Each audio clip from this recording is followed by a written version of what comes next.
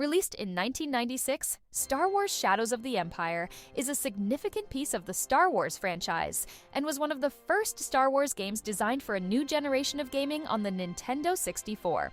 Developed by LucasArts, this game was part of a larger multimedia project that sought to bridge the events between The Empire Strikes Back and Return of the Jedi, giving fans a deeper look into the Star Wars universe. While it was a standalone adventure, Shadows of the Empire introduced characters, storylines, and technology that became memorable parts of Star Wars lore.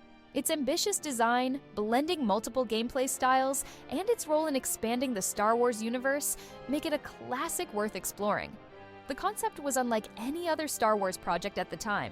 In 1996, Lucasfilm launched a multimedia campaign to tell a new Star Wars story across various media without releasing a new movie. Alongside a novel, comic book series, and action figures, LucasArts developed the video game as the cornerstone of the campaign. It was one of the first major attempts to bring Star Wars into 3D gaming and offered players the chance to immerse themselves in the universe beyond the movies. LucasArts, which already had experience in creating successful Star Wars games, pushed the limits with Shadows of the Empire, utilizing the N64's advanced 3D graphics and sound capabilities. The development team worked closely with Industrial Light and Magic, ILM, to create visuals and sounds that matched the quality fans expected. They also consulted Star Wars creator George Lucas on various elements, ensuring the game stayed true to the vision of the galaxy far, far away. Developing for the N64's new hardware posed its challenges, as the team had to find ways to optimize both graphics and gameplay on the console's 64-bit processor. The final result was a visually impressive game that made players feel they were part of the Star Wars universe in a whole new way. The game introduces players to Dash Rendar, a smuggler with a rough charm similar to Han Solo. The story is set between The Empire Strikes Back and Return of the Jedi, focusing on the efforts to rescue Han Solo and the rising threat of Prince Caesar, a crime lord who heads the Black Sun organization. Caesar is vying for Emperor Palpatine's favor and sees an opportunity to eliminate his rival, Darth Vader, by targeting Luke Skywalker. As Dash Rendar, players are drawn into a conflict involving the Rebellion, Black Sun, and the Empire. The storyline covers key moments, like the Battle of Hoth, and includes new missions as Rendar helps protect Luke, thwart Black Sun's plans, and uncover secrets about Caesar's schemes. Dash's journey takes him through various iconic locations, from the icy plains of Hoth to the bustling cityscape of Coruscant, adding depth to the galaxy fans know from the movies. Shadows of the Empire was unique in that it offered players a mix of gameplay styles, which set it apart from other Star Wars titles of the time. Here's a breakdown of the core gameplay elements. The majority of the game's missions are played from a third-person perspective, where Dash can navigate three-dimensional environments, shoot enemies, and interact with objects. As a mercenary, Dash Rendar has access to a variety of weapons, from blasters to grenades, which he uses to fend off Imperial forces, droids, and bounty hunters. Platforming elements are woven into these missions, requiring players to jump across ledges, solve puzzles, and navigate maze-like environments.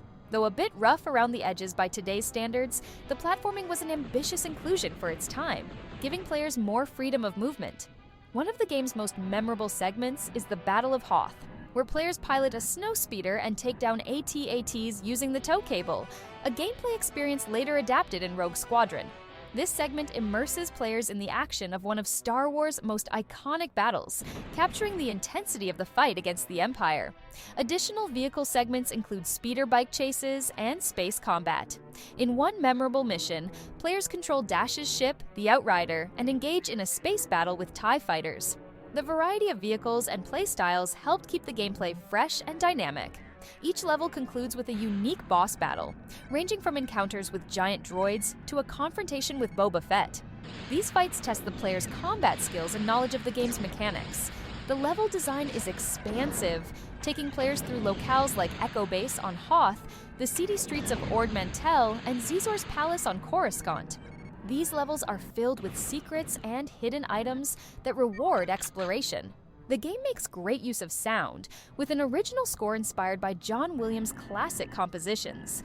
The sound effects were created to match the feel of the movies, from the hum of lightsabers to the roar of TIE fighters, immersing players in the Star Wars universe. The graphics, though dated by today's standards, were impressive for the time. bringing the Star Wars galaxy to life in 3 dimensions. The character models, vehicles, and environments all felt authentic, adding to the game's cinematic quality.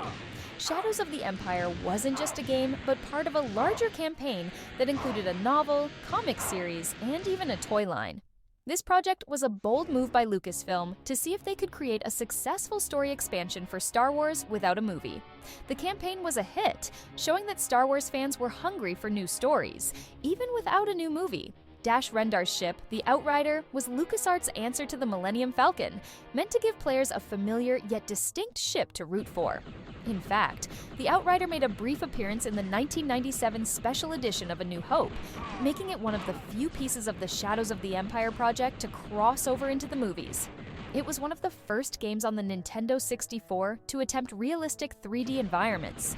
Developing for the N64 required the team to explore how to render the Star Wars galaxy in new, immersive ways, resulting in gameplay that felt groundbreaking in 1996.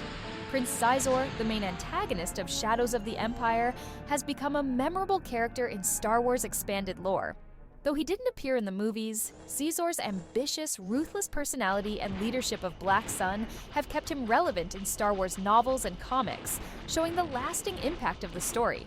Many gameplay elements, like the 3D space battles and vehicle missions, laid the foundation for future Star Wars titles. The game's success paved the way for the Rogue Squadron series, which expanded on the vehicle combat segments and became one of the most beloved Star Wars game franchises. Though Shadows of the Empire was released nearly 30 years ago, it remains a unique and memorable part of Star Wars history. It offered a thrilling narrative that filled in the gaps between 2 iconic movies and introduced fans to new characters, planets, and conflicts. The game's ambitious mix of gameplay styles, ranging from third-person shooting to aerial dogfights, made it one of the standout titles on the N64, and an early example of a truly cinematic game experience. Beyond its gameplay, it showcased the potential of a multimedia approach to storytelling, foreshadowing similar approaches in modern franchises. Dash Rendar may not have reached the legendary status of Luke or Leia, but he remains a beloved figure for fans who grew up with the game, representing a time when Star Wars was expanding in exciting new directions. For fans of classic Star Wars games, Shadows of the Empire is a must-play. It's a testament to the power of storytelling, pushing the boundaries of what video games could do in the 90s. Whether you're a nostalgic fan or a newcomer looking to experience a piece of Star Wars gaming history, Shadows of the Empire offers a nostalgic journey through the galaxy far, far away.